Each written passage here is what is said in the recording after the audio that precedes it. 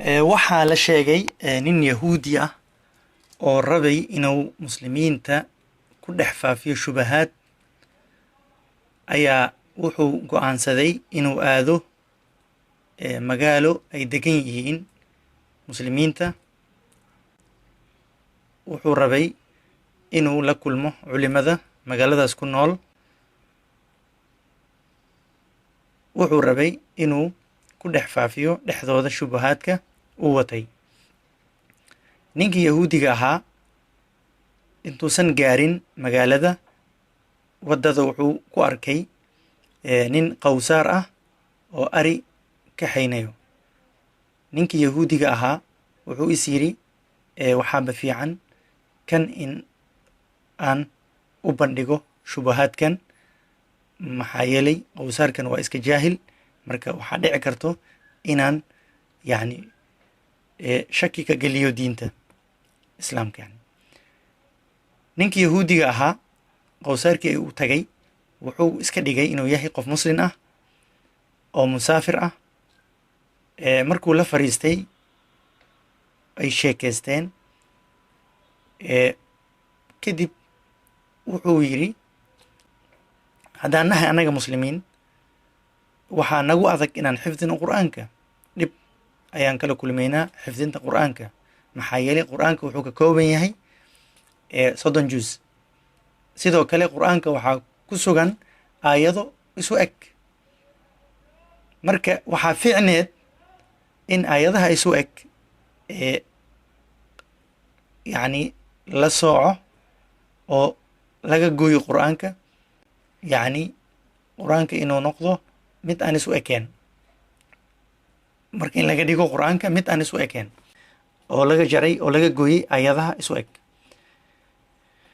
maxaa yeelay aayadaha isu eg yacni waa hadal oo ziyaada ah, aan faa'iida kale lahayn.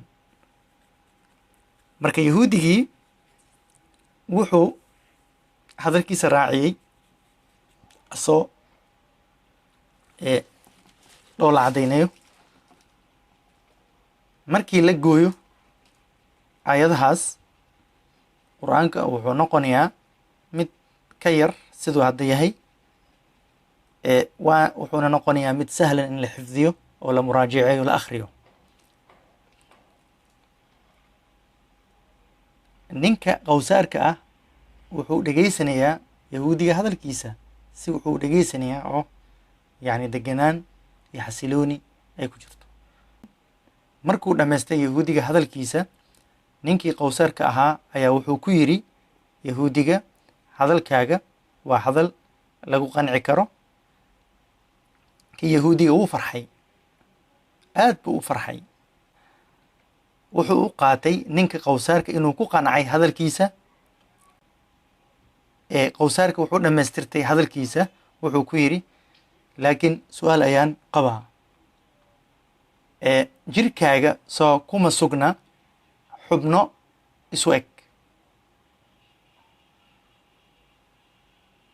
sida gacmaha oo kale, lugaha oo kale, dhigaha oo kale, indhaha oo kale.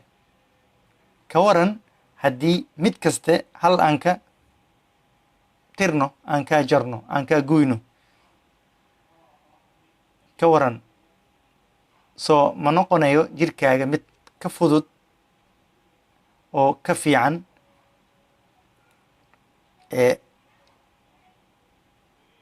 sidoo kale waxaan ka nasanaynaa culayskooda iyo dhibkooda. hal il ayaa kugu filan. ninkii yahuudiga intuu istaagay ayuu cararay, isagoo wejigiis isbedelay,